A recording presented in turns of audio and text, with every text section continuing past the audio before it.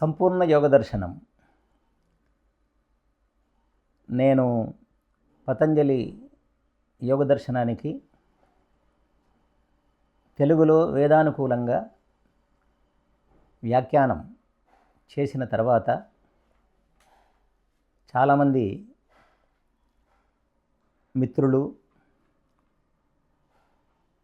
తెలిసిన వారు సంపూర్ణ యోగ దర్శనాన్ని కొన్ని పాఠాలుగా అందించమని కోరారు. వారి కోరికను అనుసరించి సంస్కృతాన్ని అందరికీ అందుబాటులో తీసుకొని వచ్చే ఏకదంతం సంస్కృత కార్యక్రమానికి పెద్ద పీట వేసినటువంటి టీవీ ఛానల్ ద్వారా నేను ఈ సంపూర్ణ యోగ దర్శనానికి సంబంధించినటువంటి అనేక విషయాలు పాఠాల రూపంలో చెప్పాలని నేను నిర్ణయించాను. యోగం అంటే ఏమిటి? మామూలుగా మనకు యోగం అంటే కలయిక. ఇది సామాన్యమైనటువంటి అర్థం. మనం యాగం చేస్తున్నాం, పుణ్యం వస్తుంది. ఆ పుణ్యఫలాన్ని అనుభవించడానికి జన్మ వస్తుంది. జన్మ వచ్చిన తర్వాత మళ్ళీ మనం ఆయా కర్మల్లో నిమగ్నమైపోతాం. పాప పుణ్య కర్మల్లో మనం మునిగిపోతాం. దీన్ని బట్టి యాగం కూడా మనకు మళ్ళీ జన్మనిస్తుంది కానీ మోక్షాన్ని ఇవ్వలేకపోతుంది. కాబట్టి యాగం కంటే మోక్షాన్ని ఇవ్వగలిగినటువంటి శక్తిశాలి ఒక యోగం మాత్రమే. మనిషి యాగంతో ఆగం కాకుండా యోగంతో జీవితాన్ని పరిసమాప్తి చేసుకోవాలి. యోగం అంటే కలయిక అని చెప్పానే. మనం ఇంట్లో కుటుంబ సభ్యులతో కలిసి ఉంటాం, బంధువులతో కలిసి ఉంటాం, స్నేహితులతో కలిసి ఉంటాం, దేశస్థులతో కలిసి ఉంటాం, విదేశాలకు వెళ్ళినప్పుడు వారితో కలిసి ఉంటాం, అందరితో కలిసి ఉంటాం, ప్రపంచ పదార్థాలతో కలిసి ఉంటాం, భౌతికమైనటువంటి జగత్తుతో కలిసి ఉంటాం. దీన్ని కూడా యోగమే అంటారు.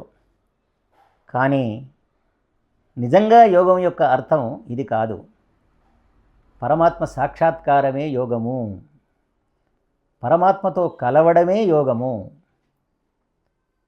కాబట్టి ప్రతి మనిషి జన్మించిన తర్వాత అతడు యోగం వైపు మళ్ళాలే. కాళిదాసు రఘువంశంలో చెప్పిన శ్లోకం అందరూ తెలుసుకొనదగింది. శైశవేభ్యస్త విద్యానాం యౌవనే విశేషిణాం వార్ధకే మునివృత్తీనాం యోగేనంతే తనుత్యజాం. బాల్యంలో ఆయా విద్యలు నేర్చుకోవాలట, యవ్వనంలో సుఖాలు అనుభవించాలట, వార్ధక్యంలో పరమాత్మను తెలుసుకోవాలట, తర్వాత చివరి దశలో యోగము చేత ఈ శరీరాన్ని విడిచిపెట్టాలట. మరి ఈ విషయం ఎంతమందికి తెలుసు? పుడుతున్నాం, చస్తున్నాం, భోగాలు అనుభవిస్తున్నాం, రోగగ్రస్తులం అవుతున్నాం. కానీ మనుష్య జన్మ సార్థక్యం అనేది యోగము చేతనే సాధ్యమవుతుంది అన్న విషయం చాలామందికి తెలియదు. ఋషితుల్యుడైనటువంటి కాళిదాసు చెప్పిన మాట ఏదైతే ఉన్నదో అది మానవులకు శిరోధార్యం. కాబట్టి యోగము చేతనే శరీరాన్ని విడిచిపెట్టాలి, రోగము చేత విడిచిపెట్టరాదు. చాలామందిని మనం చూస్తూ ఉన్నాం. మనం 100 ఏళ్ల ఆయుష్ కూడా వారు సంపూర్ణంగా అనుభవించలేకపోతున్నారు. కానీ పరమాత్మ మనకు 100 ఏళ్ల జీవితాన్ని ఇచ్చాడు.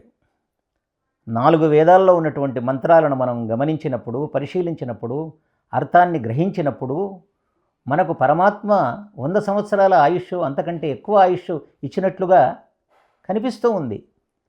తచ్చక్షురు దేవహితం పురస్తాత్ శుక్రముచ్చరత్ పశ్యేమ శరదశతం జీవేమ శరదశతం శృణుయామ శరదశతం ప్రబ్రవామ శరదశతం అధీనాస్యామ శరదశతం భూయశ్చ శరదశతాత్. ఈ మంత్రం ఏం చెప్తుంది?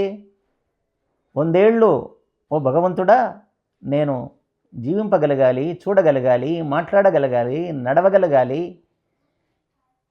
స్వతంత్రంగా ఉండగలగాలి, ఎవరికి దాసునిగా కాకుండా నేను 100 ఏళ్ళు అంతకంటే ఎక్కువ కాలం జీవింపగలిగి ఉండాలి అని ఆ మంత్రం చెబుతుంది. అంటే దాని అర్థం ఏమిటి? భగవంతుడే మానవునికి 100 ఏళ్ళు ఇచ్చాడు, కానీ 100 ఏళ్లలో అతడు అందరితో కలిసి ఉంటున్నాడు, కానీ భగవంతునితో కలిసి ఉండలేకపోతున్నాడు. కానీ భగవంతునితో కలిసి జీవుడు ఉన్నాడన్న సంగతి విద్వాంసులకు తెలుసు. వాళ్ళు చెప్తూ ఉంటారు. ఋగ్వేదంలో ఒక మంత్రం ఉంది. ద్వా సుపర్ణ సజుజా సఖాయ సమానం వృక్షం పరిశశ్వజాతే తయోరన్య పిప్పలం స్వాద్వత్తి అనశ్నన్ అన్యో అభిచాకశీతి. 2 పక్షులు గలవు చెట్టున మంచి మిత్రములవి అనాదిగా, ఒకటి పండును తినుచునుండగా ఒకటి చూస్తూ వెలుగుచుండును. ఇక్కడ ఈ చెట్టు అనేది ప్రపంచం. ఈ 2 పక్షుల్లో పండును తినే పక్షి జీవుడైతే చూస్తూ వెలుగుతున్నటువంటి పక్షి పరమాత్మ. చాలా చక్కగా ఇందులో 3 తత్వాలు ప్రబోధింపబడ్డాయి. జీవతత్వం, ఈశ్వరతత్వం, తర్వాత ప్రపంచతత్వం. ఈ 3 తత్వాలు చక్కగా తెలియజేయబడ్డాయి. ఇందులో ఒక్క మాట చెప్తాను నేను. యుజ్ సమాధౌ అంటే భగవంతునితో కలవడమే సమాధి. వ్యాసుల వారు యోగ దర్శనానికి భాష్యం రాస్తూ ఆయన యోగం అంటే సమాధి అన్నాడు. పతంజలి తన యోగ దర్శనంలో సమాధినే యోగము అన్నాడు. ఇక్కడ ద్వాసుపర్ణ సజుజా సఖాయ. ఈ ఋగ్వేద మంత్రం యొక్క అర్థం తెలియకపోతే యోగం అర్థం కాదు. ఎందుకు భగవంతునితో మనం కలవాలి అంటే మనం భగవంతునితో కలిసి ఉన్నామన్న సంగతి మొదలు తెలుసుకోవాలి. ఆ విషయాన్ని ఈ మంత్రం చెబుతుంది. ద్వా సుపర్ణ సయుజ అన్నాడు. సయుజ యుజిదాత్, యుజ్ అనే దానికి కలిసి ఉండడం అని అర్థం. పరమాత్మతో మనం ఎల్లవేళలా కలిసే ఉన్నాం. ప్రళయంలో కలిసే ఉన్నాం, నిద్రలో కలిసే ఉన్నాం, జాగ్రత్త అవస్థలో కలిసే ఉన్నాం, స్వప్నావస్థలో కలిసి ఉన్నాం, సర్వావస్థల యందు పరమాత్మతో మనం కలిసే ఉన్నాము అని వేదం చెబుతూ ఉంది. కానీ ఈ సంగతి అతడు తెలుసుకోవడం లేదు.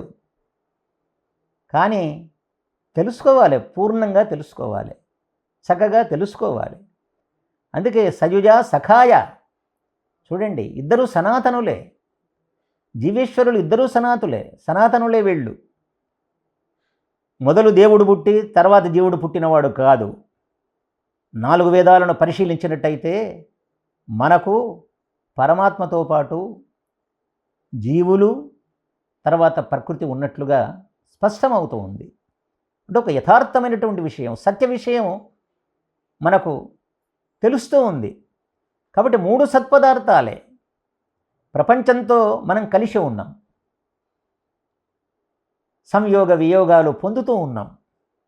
మనకు తెలుస్తుంటుంది. ఒక మిత్రుడు మనతో కలిసి ఉంటాడు, తర్వాత విడిపోతాడు. కలిసి ఉంటే సంయోగం, విడిపోతే వియోగం. కానీ ఈ సంయోగ వియోగాల బాధలకు బందీ కాకుండా మనిషి బుద్ధిమంతుడైనటువంటి వాడు యోగాన్ని ఆశ్రయించినట్టయితే వాడికి మోక్షం వస్తుంది. కాబట్టి ఈ ప్రపంచంతో మనం కలిసి ఉంటాం. ఇది మనల్ని బంధిస్తూ ఉంది. ఇది త్రిగుణాత్మకమైంది. సత్వము, రజస్సు, తమస్సు అనే 3 గుణములతో కలిసినటువంటిది. భగవద్గీతలో కృష్ణుడు చెప్తాడు, త్రైగుణ్యో విషయావేద నిస్త్రైగుణ్యో భవార్జున అని. ఎంత గొప్ప విషయం చూడండి నాయనా. ఈ 3 గుణాలతో జీవుడు బంధింపబడ్డాడు. కాబట్టి ఈ 3 గుణాల నుంచి బయటపడు అని శ్రీకృష్ణుడు అర్జునుడికి చెబుతున్నాడు. యోగి భవ అని కృష్ణుడు అర్జునుడిని సంబోధిస్తూ ఉంటాడు. అంటే ఎవరికైనా సరే, వాడు బ్రాహ్మణుడు కావచ్చు, క్షత్రియుడు కావచ్చు, వైశ్యుడు కావచ్చు, శూద్రుడు కావచ్చు, ప్రపంచంలో ఎవడైనా సరే యోగార్హత అందరికీ ఉంది. మనకేమిటో మన అజ్ఞానం చేత మనం వేదాలకు దూరం అయ్యాం, యోగానికి దూరం అయ్యాం. కాబట్టి భగవంతునితో మనం కలిసి ఉన్నామనే సంగతి మొట్టమొదలు జీవునికి తెలియాలి. మంచి గురువుల వల్ల ఈ సందేశం మనకు అందుతుంది. కాబట్టే ఇక్కడ ఈ సంపూర్ణ యోగ దర్శనంలో నేను చేసిన ప్రయత్నం ఏమిటి అంటే, వేదానుకూలంగా ఒక్కొక్క సూత్రాన్ని నేను వ్యాఖ్యానించడం జరిగింది. అత యోగానుశాసనం అని మొట్టమొదటి సూత్రం అన్నమాట. మనకు ఇందులో ఈ యోగ దర్శనంలో అంటే పతంజలి మనకు 5000 సంవత్సరాల పూర్వం వాడు, కృష్ణుడి కంటే ముందున్నవాడు. ఉపనిషత్తులను దర్శనాలను ఆమూలాగ్రం చదివి సత్యాన్ని గ్రహించి మనకు భగవద్గీత రూపంలో ఉపదేశం చేసినటువంటి మహాపురుషుడు శ్రీకృష్ణుడు. పతంజలి కృష్ణుడి కంటే ముందువాడు. సాందీపుని దగ్గర బలరామునితో కలిసి కృష్ణుడు 64 విద్యలు నేర్చుకున్నాడు. 64 విద్యల్లో యోగ విద్య కూడా ఉంది. కానీ అన్నయ్య బలరామునికి యోగం అంటలేదు, కానీ శ్రీకృష్ణునికి మాత్రమే యోగం అంటింది. కాబట్టి సుకృతం అన్నమాట. ఆ జిజ్ఞాస ఉండాలి. అందుకే శ్రీకృష్ణుడు యోగీశ్వరుడు అయ్యాడు. మరి యోగీశ్వరుడైనటువంటి శ్రీకృష్ణుడు ఆయన పతంజలి యోగ దర్శనాల్లోకెల్లా యోగ దర్శనాన్ని ఉపనిషత్తుల్లో మరి బృహదారణ్యోపనిషత్తును, తర్వాత ముండకోపనిషత్తును, కఠోపనిషత్తును ముఖ్యంగా ఆయన అందరి విషయాలను గ్రహించి అర్జునుడికి బోధించినట్లుగా మనం చూస్తాం. ఉపనిషత్తులు 108 ఉన్నాయి అంటారు. అందులో 10 ఉపనిషత్తులు ముఖ్యమైనవి. కానీ దర్శనములు 6 మాత్రమే. అవి ఆస్తిక దర్శనములు. ఇవి భారతీయ దర్శనములు. భారతీయ సంస్కృతికి పెట్టని కోటలు. ప్రపంచంలో ఎవడైనా నేను దార్శనికుణ్ణి అని చెప్పడానికి ముందుకు వస్తే నువ్వు ఏ దర్శనం చదివావయ్యా అని అడుగుతారు. మరి ఇందులో న్యాయ దర్శనం, వైశేషిక దర్శనం, సాంఖ్య దర్శనం, యోగ దర్శనం, పూర్వ మీమాంసా దర్శనం, ఉత్తర మీమాంసా దర్శనం, ఇవి 6 దర్శనాలు షడ్దర్శనాలుగా ప్రసిద్ధి పొందాయి. ఈ 6 దర్శనాల్లో సాంఖ్య దర్శనాన్ని థియరీ అంటారు. తర్వాత యోగ దర్శనాన్ని ప్రాక్టికల్ అంటారు. ఎందుకంటే ఈ ప్రకృతి పురుష వివేకాన్ని కలిగించేది సాంఖ్యం. సాంఖ్యం అంటే ఏదో సంఖ్యలతో కూడుకున్నదని చాలామంది భావిస్తూ ఉంటారు. సమ్యక్ఖ్యాతి. నీవు కీర్తి కారకుడవు కావాలంటే, నీకు కీర్తి కలగాలంటే నీకు జ్ఞానం కలగాలే. నీవు జ్ఞానివి కాకపోతే నీకు కీర్తి కలగదు. ఆ జ్ఞానము దేనికి సంబంధించింది? ప్రకృతి పురుషులకు సంబంధించింది. ప్రకృతి వేరు, పురుషుడు వేరు. ఇక్కడ పురుష శబ్దానికి జీవుడు, పరమేశ్వరుడు అనే అర్థం. కాబట్టి ఈ ప్రకృతికి, జీవునికి, పరమాత్మకు ఉన్నటువంటి సంబంధం ఏమిటో సాంఖ్య దర్శనం తెలియజేస్తుంది. అందుకే ఇది థియరీ అయింది. సిద్ధాంతం. థియరీ అంటే సిద్ధాంతం. ఏ సిద్ధాంతాన్ని సాంఖ్య దర్శనం ప్రతిపాదిస్తుందో దాని పునాదుల మీద పతంజలి యోగ దర్శనం అనే ఒక మహాసౌధాన్ని నిర్మించాడు. ఇది మహాసౌధం నిజంగా చెప్పాలంటే. ఇందులో 195 సూత్రాలు ఉన్నాయి. ఆయన మనకు పతంజలి చేసిన సేవ ఏమిటి అంటే, మనిషి త్రికరణములతో పనిచేస్తూ ఉంటాడు. త్రికరణములు అంటే ఏంటివి అంటే మనస్సు, వాక్కు, కాయం అంటే శరీరం. పతంజలి ఎంత సామాజికుడో అంత ఆధ్యాత్మికవేత్త. పతంజలి ఎంత ఆధ్యాత్మికవేత్తనో అంత సామాజికుడు. కాబట్టి సమాజంలో తనతో పాటు ఉన్నటువంటి మానవుల యొక్క శ్రేయస్సును కోరి ఆయన చేసిన పని ఏమిటి అంటే చరక సంహితకు వ్యాఖ్యానం రాశాడు. దానివల్ల శరీరం ఎలా ఉండాలి, శరీరాన్ని ఎట్లా రక్షించుకోవాలనో తెలియజేశాడు ఆయన. పాణిని అష్టాధ్యాయికి ఆయన భాష్యం రాశాడు. అంటే ఆయన శబ్దాన్ని ఏ విధంగా ఉచ్చరించాలి, శబ్దోపాసన ఎలా చేయాలి, అంటే శబ్దం ద్వారా ఏ విధంగా మనం ఈ ప్రపంచంలో నెగ్గుకొని రావాలి, విజయాన్ని సాధించాలి, ఆయన ఆ పని చేశాడు. తర్వాత ఆయన చేసినటువంటి మహత్కార్యం ఏమిటి అంటే మనస్సు పరిశుద్ధం కావాలి.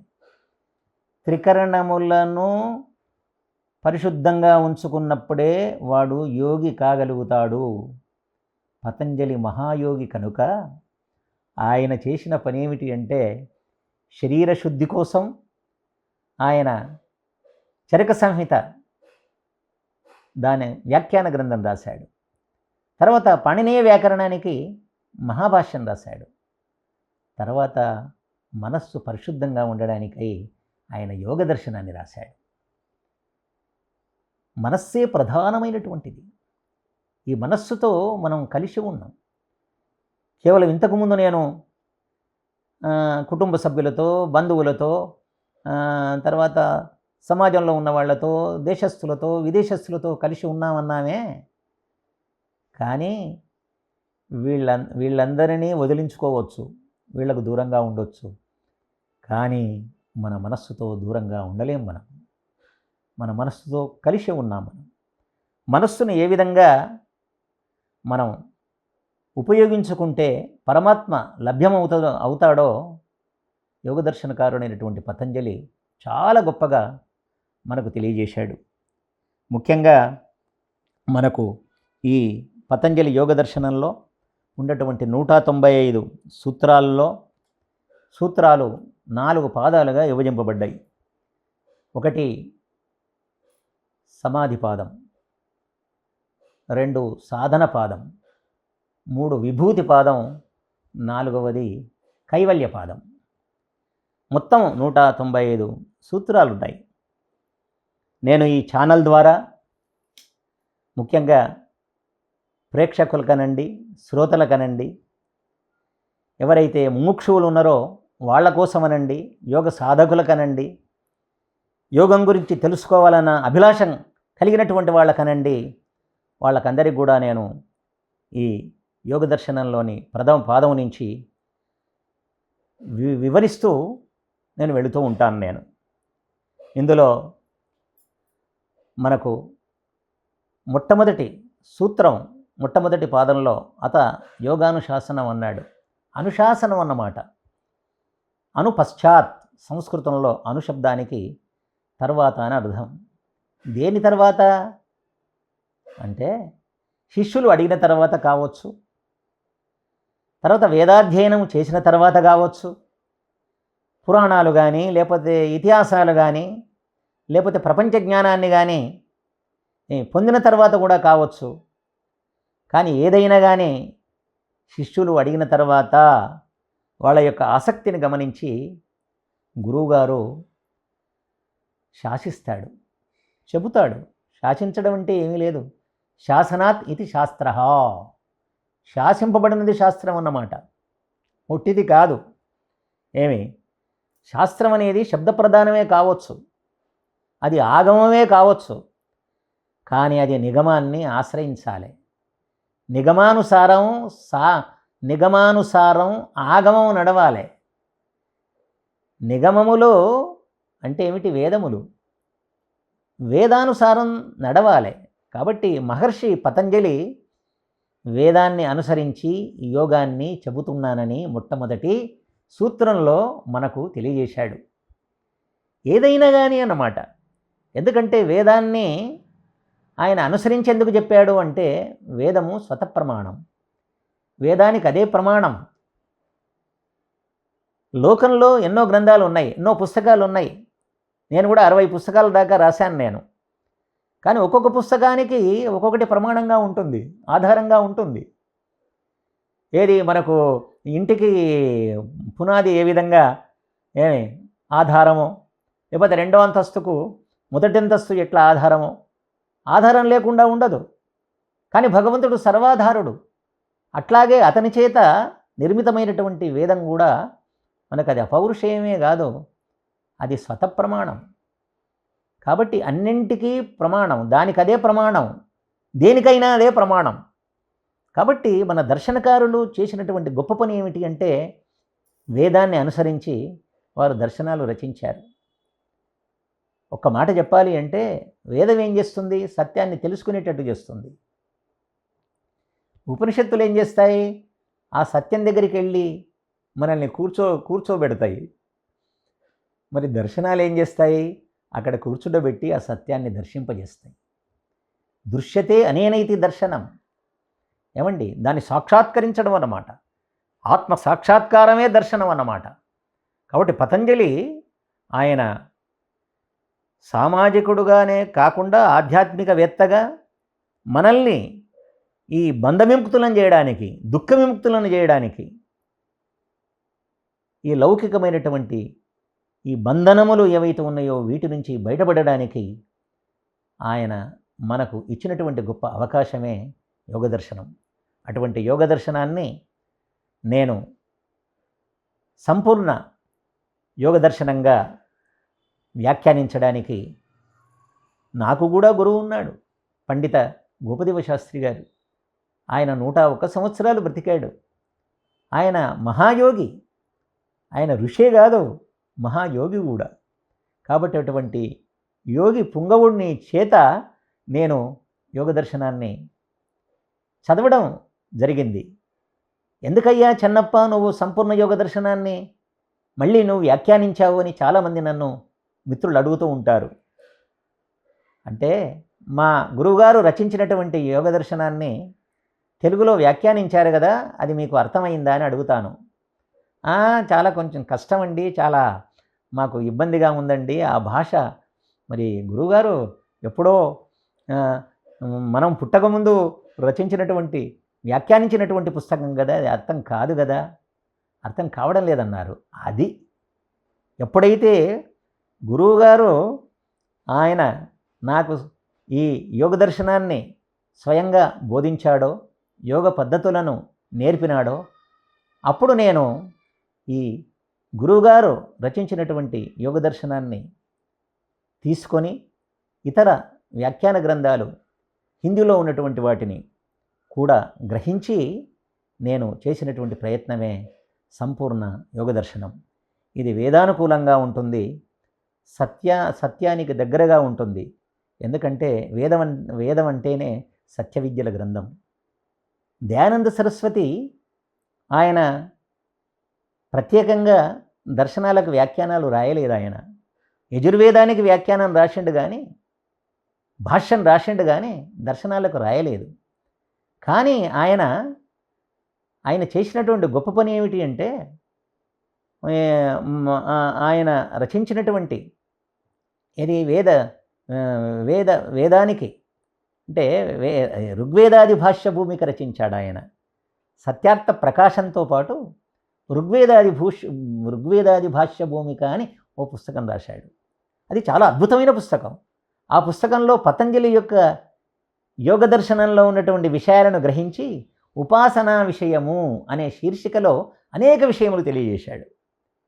నేను దయానందుల వారి యొక్క ఆ ఉపాసనా విషయములను గ్రహించి తర్వాత వివేకానందుడు మొదలైనటువంటి వాళ్ళు రాసినటువంటి వ్యాఖ్యానించినటువంటి యోగ దర్శనం పుస్తకాలన్నింటినీ కూడా అనుశీలించి నేను సరళమైన తెలుగులో నేను మాట్లాడుతుంటే మీకు ఎట్లా అర్థమవుతుందో నా పుస్తకాన్ని చదివితే కూడా అట్లే అర్థం కావాలి. తప్పకుండా నేను ఈ సంపూర్ణ యోగ దర్శనం మీద ఒక్కొక్క పాఠాన్ని నేను 5 నిమిషాలు కానీ 10 నిమిషాలు కానీ 20 నిమిషాలు కానీ మరి నిర్వాహకులను బట్టి వారి యొక్క అనుమతితో నేను ప్రసంగిస్తాను. మరి ఆ విధంగా కొన్ని పాఠాలు కొన్ని రోజుల దాకా సాగే ఇది ఒక నిరంతరమైనటువంటి ప్రవాహం లాంటి కార్యక్రమం. ఈ కార్యక్రమాన్ని విజయవంతం చేయాలని నేను ఈ ఏకదంతం ప్రేక్షకులను కోరుతూ సెలవు తీసుకుంటాను.